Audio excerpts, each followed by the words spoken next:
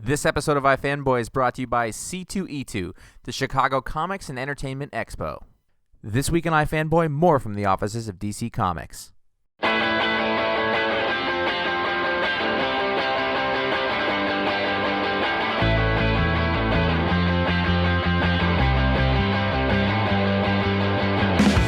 Hey, welcome to another episode of iFanboy. I'm Josh Flanagan. We are still here at DC because there's more to learn. So we're going to get in there and talk to some more of the people behind the magic.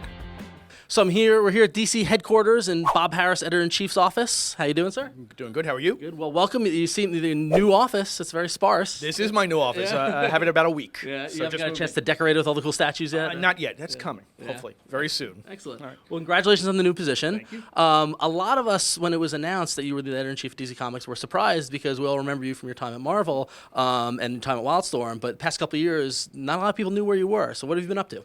Past couple of years, I've been here at DC Comics. I was the group editor of the collected editions department, which does the trade paperbacks and hardcovers of all the DC products. So I've been here for about 5 years. So then this happened, the editor-in-chief thing. So I've been here. I've been part of the team. So it's been a lot of fun being here, and now it's a whole new position, a whole new world. Cool. So it's not like totally unheard of. You've been to DC, you're comfortable with the characters, the books, and all that sort of stuff. Totally comfortable with the character. Love the characters. I mean, who wouldn't love Batman and Superman and Green Lantern? I mean, these are classic characters. So, yeah, I'd say there's a comfort level. Want to do more. Want to have a lot more fun going forward. So I think it's going to be a lot of fun. Cool. So it's really interesting in that for the first time in a while, you as the editor-in-chief are overseeing both the DC Universe, Vertigo, and Mad Magazine, all under one kind of roof. Yes. So as an editor-in-chief, how do you approach each of those three different kind of universes?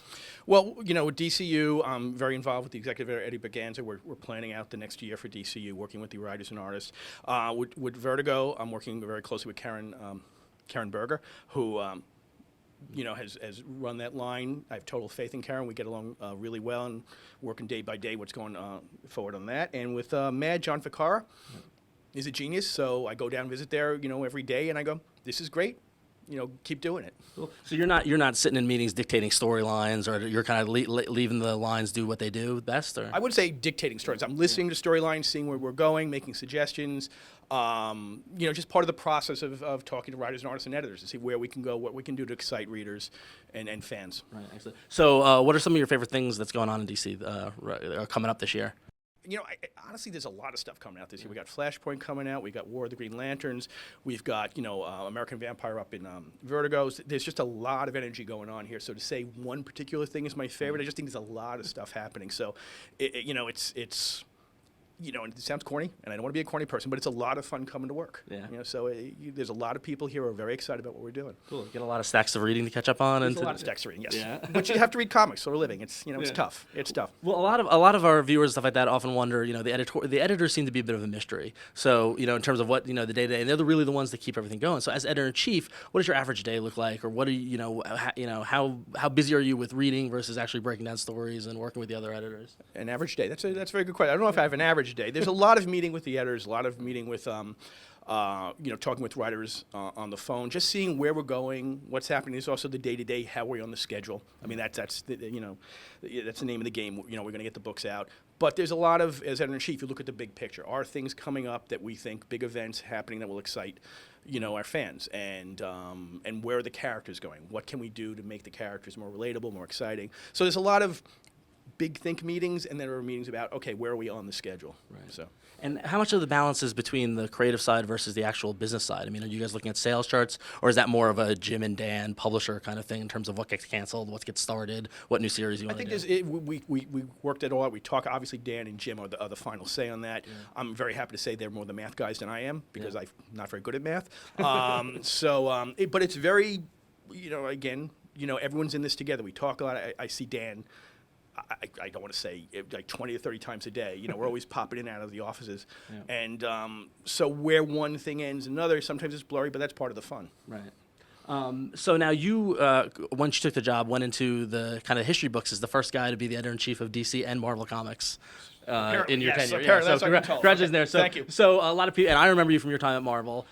So now in the big chair at DC, is there anything from the Marvel experience that you took? You know, admittedly it was 10 years ago. It's a much different world. Right. But coming into the big chair at DC, is there anything that you remember from that time period at Marvel, or how do you compare the two experiences? Well, this is a new experience, so I'm learning as we go. But I think one of the things, my experience at Marvel was that I enjoyed was telling or helping tell big stories that excited readers, that got people excited about the characters, and got them invested in what's happening next. And, I hope and think I'll bring that skill set here and talk to people about moving forward with our characters and events that we can create that makes readers can't wait to see what's coming up next. Right, and you mentioned events, and that's a term that's thrown out a lot in the comic industry, and a lot of readers, there are terms like event fatigue and things like that. Well, what I mean events is, it should always be organic. It always should come out of character. I mean, I realize people use events in different ways. I just mean it by something that every event should be at the heart of it a human interest story. And that's what we're going for. We're going, who are these characters? What do they do? Why do they do it? And what happens if something changes in their lives? And that's really where events come from. I can understand event fatigue. Don't want to go there. We want to create very organic stories. Right. Ones that are worth reading. Definitely. So what can fans look forward to your presence? I mean, are you going to be running panels at conventions, or are you going to be visible, or are you going to kind of? I believe starting in the spring, I'll start going to some of the conventions. I don't know which ones quite yet. That's being worked out now, but yeah, I'll be starting to go out there and sit on panels. That's always a great way to hear from the fans and hear exactly. I love that. I love that. So that should be a lot of fun.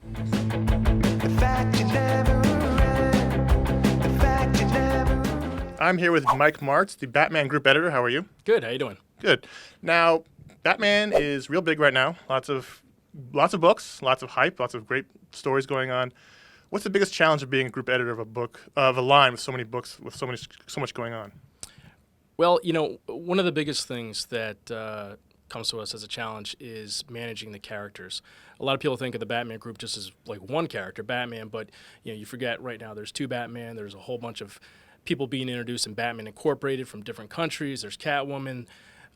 There's all the rogues gallery of villains. So at any given point in time, there are dozens and dozens of characters which we are trying to manage over the run of all these different books.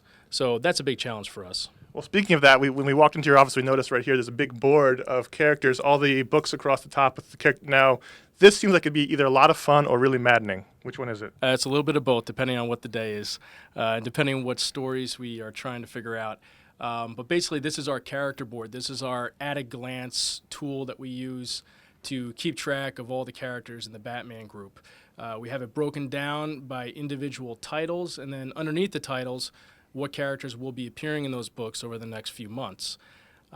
This allows us to keep track of characters, make sure we're not duplicating appearances, making sure we don't have a villain appearing who's currently in jail, making sure we don't have a dead character suddenly appearing somewhere in another book, back to life with no explanation. So it's just a handy device for us that helps us in keeping track of our characters. This seems like a continuity nut sort of fantasy land, sort of keep track of where everyone is. I think it's very cool. I mean, we've been around the office. This is something I haven't seen in any other offices. Was this your thing? Was it you brought to this? Yeah, this was kind of my creation. In the past, some of the books I've worked on involved a lot of characters, so I just found that using a tool like this helps out when trying to keep track of where everyone is. So now, speaking of lots of characters, we have multiple Batmen at the moment. I assume this was Grant's idea. He brought it to you. Yeah, this was Grant's idea. This is something that he's had in the works for a long time, and ever since he started on Batman with Batman and Son, and then Batman R.I.P. and Reborn, and this is all part of his master plan. And whereas for a long time he's been expanding the Batman universe this way, linearly, now he's expanding it this way and introducing a whole new cast of characters, Batman from various countries. Now, when he brought the idea originally of multiple Batman, did you go, "Oh, I'm gonna need a bigger board"? Yeah. So we're working on that right now. So now, one question we get a lot is, what does an editor do? Because people don't really know. They see the editor's name and everything, and so the editor becomes very easy to blame for things. But so what is it you actually handle on a day-to-day basis? What do you keep track of? What are you responsible for doing? There's a lot of different aspects that the editor is involved in. It's wearing many different hats, and that may change from one day to the next, 1 week to the next, depending on what problems arise or what stories come up. But we are talent scouts looking for the artists and writers of tomorrow. We are story editors trying to shape the stories that are going to be appearing in the comics. we're shepherds of the characters. These characters have been around for 70 years or more, and it's our job to keep track of them and make sure they're acting according to how they should be. We are editors, just in the sense of editing manuscripts and proofing things. And then, there's a whole bunch of other things. Keeping track of deadlines, keeping track of the various freelancers and creators we have. Sometimes we're therapists. So you don't have your feet up all day, just waiting for work to come in. You're actually real busy. No, my feet don't go up until I get home. Now, one thing I've noticed in the Bat line of books is that it's almost as if every book feels different. It's got a different feel. Paul Cornell's run on Batman and Robin felt different than Batman Inc., which felt different than Detective Comics, which feels more classically Detective Comics. Am I crazy, or is this something that's actually happening? You're trying to make every book sort of different feeling? No, it's very intentional on our parts. I mean, we look to hire writers and artists who have distinct voices, and we're asking them to come in and tell Batman stories, but tell it in their own voice. A Paul Dini story is very different from a Grant Morrison story, but that's a good thing. We're getting different sides of the same coin and the same character, because if we were putting out 8 or 10 Batman books and they all sounded the same and looked the same, we're not really doing any favors to the readers. We want to give variety.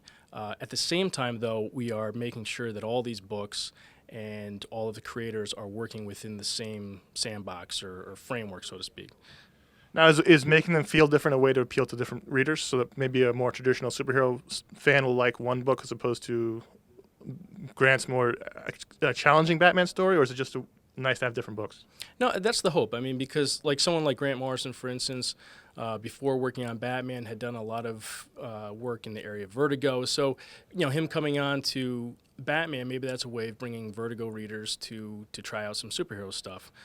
Same thing with Paul Dini. A lot of people are familiar with him from animation, so maybe we're trying to pull that audience into mainstream Batman stories. So now 2 of the Batman books are being done by a writer-artist, one person. Was this something you cultivated, or just something that sort of happened?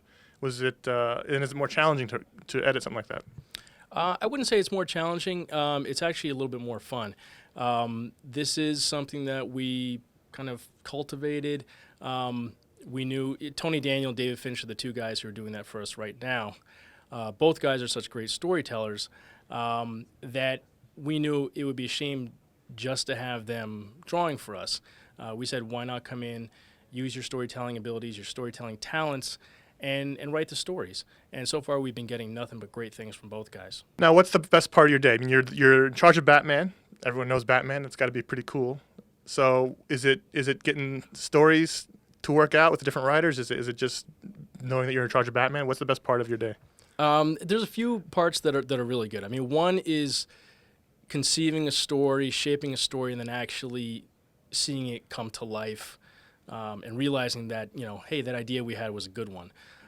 The other great part of the day is when you have this, an issue, a comic book that you've been working on for 3 or 4 months, and it's finally at the end of the assembly line, and you shove it off to the printer, and you can kind of wipe your hands of it and sit back and be like, you know what? In a week and a half, I get to read this as a comic book, and that's a great moment of the day. Chicago Comic and Entertainment Expo, also known as C2E2. March 18th through 20th. McCormick Place in downtown Chicago. Graphic novels, comics, games. C2E2, C2E2. C2E2 is awesome. C2E2.com. Movies. TV. Cosplay. We are at C2E2 in Chicago. Meet me there, please. I'm here with Karen Berger. How are you today? I'm good. Now, as the executive editor of the Vertigo line, you've been in charge of Vertigo for a long time. How have you seen Vertigo as it started to what it is today? Well, I founded the line in 1993, and before we decided to make the mature readers' books a separate imprint, we felt that there was always such a great sensibility that was being written about by a lot of writers and really pushing the envelope in comics. And this was back in the late 80s.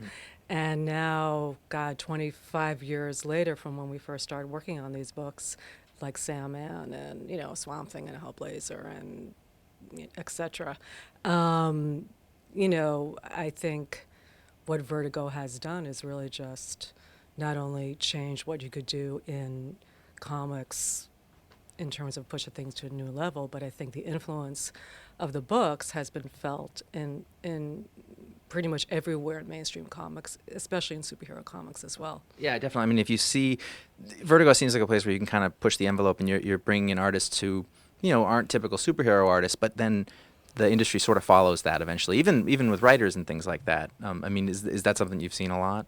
Well, if you look at the writers that are popular, at Marvel, at DC, outside of the superhero writers, the majority of them, either started at Vertigo, or they were, or as fans, they were heavily influenced by a lot of the writers who, who helped start the line. So, and so again, I think, it's really just testament to the talented people that, work with us. And yeah. Now, I'm curious, sort of at the beginning of the formation of what Vertigo was, you were just editing books as a DC editor, and was it your personal taste that sort of pushed you to do the kinds of books that eventually became what Vertigo was? Oh, yeah, absolutely. I didn't grow up as a comic book fan. I just sort of fell into the business, and I was more naturally attracted to books like the horror books, the mystery books. And books really that had nothing to do with superheroes, because that wasn't anything I could really respond to as a woman, and just my own personal interests. So I essentially wanted to edit books that I would like to read. And I was lucky enough over the years to work with people who really wanted to do different things in comics. And DC was always great in providing that atmosphere, and to really stretch things, to really say, hey, you can do any kind of story in comics and just go for it. So it's been terrific. Well, it's interesting because doesn't feel like there's a precedence for anybody else doing that, to go from doing sort of, I mean, you were doing some superhero books, you're doing Swamp Thing, things like that, and Swamp Thing is not a superhero book. well, right, but it is not. Swamp Thing is a horror book, and that is, it really is. Yeah. Originally, though, it was like right. that, and now it is, It's interesting that you can think of it that way, but it's part of the DCU still, I guess is what I meant. Sure, but there are different characters. I mean, there are supernatural characters and magical characters in the DC universe as well, too. So, just because you're in the DC universe doesn't mean that you got to be a superhero. So. I like that way of looking at it. Exactly. Be more now, in line, right? one of the other things that throughout the entire history of Vertigo, there have been a lot of really huge careers that have either started here, and I'm curious, like, when you first come upon, something like Alan Moore or Neil Gaiman or Brian K. Vaughan, you like, can you tell you're like, this person has the stuff? Like, do you know? Like, do you have an instinct for that? Well, Alan is, is like Athena, fully formed from Zeus's head. So Alan was a genius before I met him. So he's sort of in a category all of his own. But, when I first met Neil Gaiman and Peter Milligan and Grant Morrison, I could tell these guys really had a lot of talent, but they were new writers, and, you don't really know what's going to happen, as they develop. But you could tell that they were really gifted. And similarly with Garth Ennis. I mean, I met Garth, he was 19 years old, and we were on a train to Angoulême with a whole bunch of other people in comics. And he just struck me as a guy who was just really smart and had a great ear for dialogue and a great story sense. I've been reading Hellblazer for well over, for many years. And there's something about that character that I can't put my finger on that. Can you believe he got married, huh? Did you read the issue? I did. I can't. I expected her to be killed, because that's what happens. Yeah, right. It was a great issue. What is it about it, in your view, it's funny because that story can just keep going on, and it's almost the same story a lot of times, where John kind of ruins the thing that's going on in his life or tricks a demon, but it's endlessly fascinating. There's something about him, and each writer has their own little spin on it, but there's something about Constantine that's just great that I can't, do you think about what that thing is about him, or that character? I think, he's just got the quality that just makes a character really appealing, because he's so flawed, and he is, the ultimate bastard, but there's also, there are more nuances to his personality than he even, would like to admit. I think he's a great character for a writer to get their hands on. And I think because there's a whole political aspect to the character, particularly from his history, in the punk movement, as a musician, as a magician.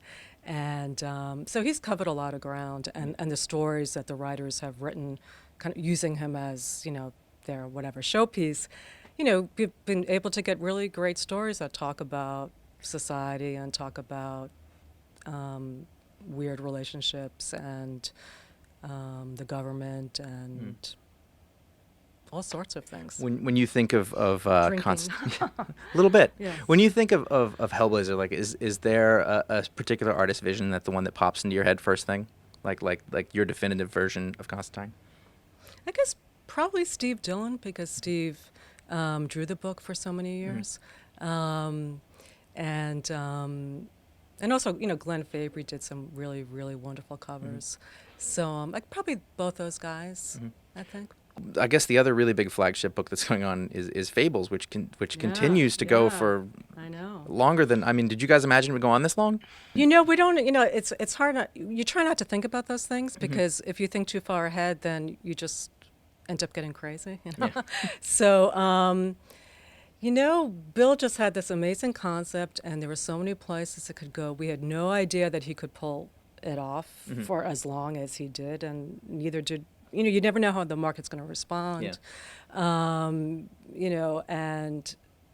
what's great about Fables is that it just, hit the ground running, and Bill, constantly surprises and amazes all of us. I mean, he's, was a really talented veteran when he started the book. Yeah.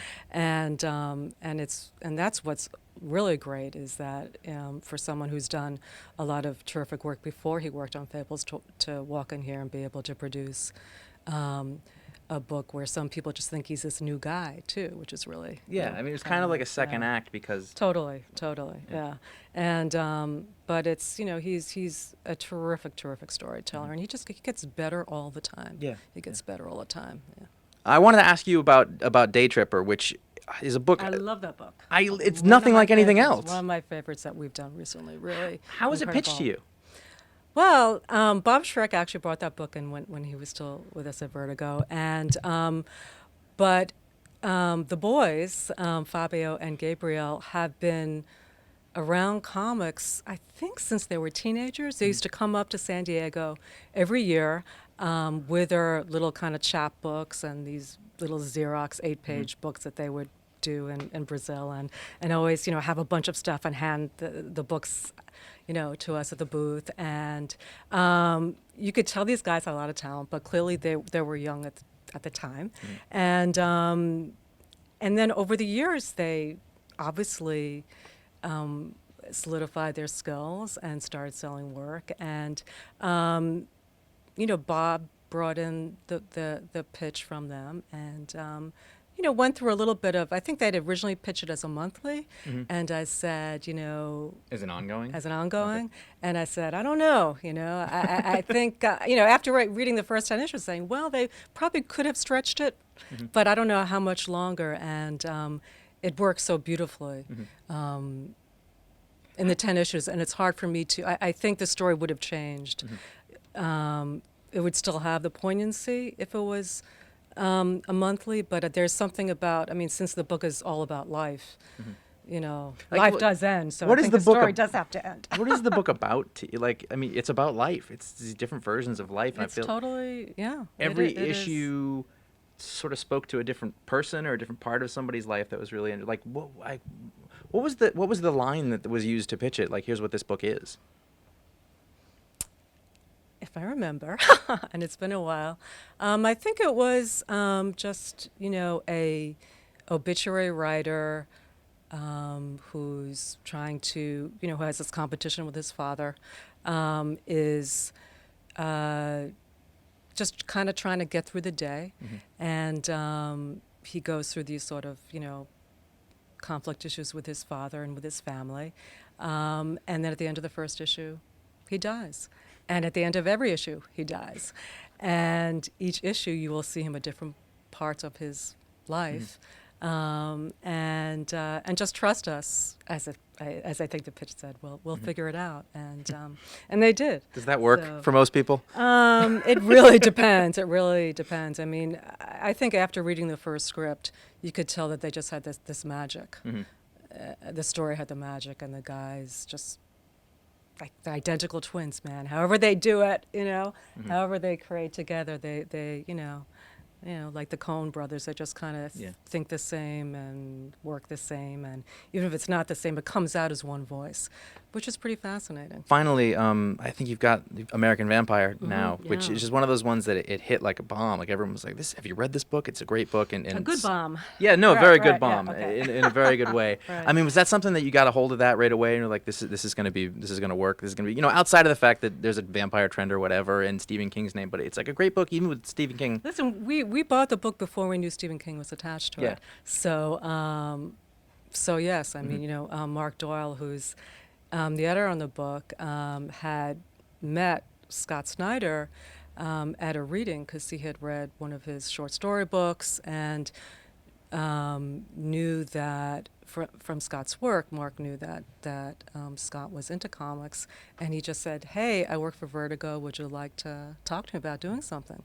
So I think he pitched a few things, and American Vampire was one of them. And I loved the idea. By the time I got to my desk, and then after I said, "Yeah, let's run with this," Mark walked in my office a few days later and said, "You're never going to believe this, but Scott happens to know Stephen King really well, and he said he'd love to help, promote the book." And I figured we'd get a blurb, and little did we know he'd end up, writing, a story in 5 of the first issues. So that was really pretty awesome. Yeah. Yeah. I would say that was a good day. Yeah, it was a really good day. Yeah. I guess finally, just to wrap up, I'm curious. Like, a lot of people wonder what it is that somebody like you will do all day. What's a typical day at Vertigo for you? God. After my coffee and my breakfast. Yeah. It really is such a degree of multitasking. It's hard to even describe because, I edit some books hands-on, but very few. Most of my job is really overseeing at varying distances, the different books that we do work on. I give my editors a lot of rope because I think you got to be really good to work at Vertigo, and once you've earned that trust, I like to make sure that the editors, can do their job without me getting in their face. Having said all that, I'm very involved in the books, the new projects, and obviously we're all about bringing in new talent and new ideas all the time. So I'm very involved with the editors, with new books that they do bring in terms of acquisition and how those books are developed. So it is so many things. I do not have a typical day. I really don't. It's all over the map. It Still really, fun? really is. It really is. It really is. It's been a really long time. Hard to believe how long it's been, but yes, it still is fun. And that is all from DC. To comment on this episode and more from the world of comic books, get to iFanboy.com. Thanks very much, and we'll see you soon.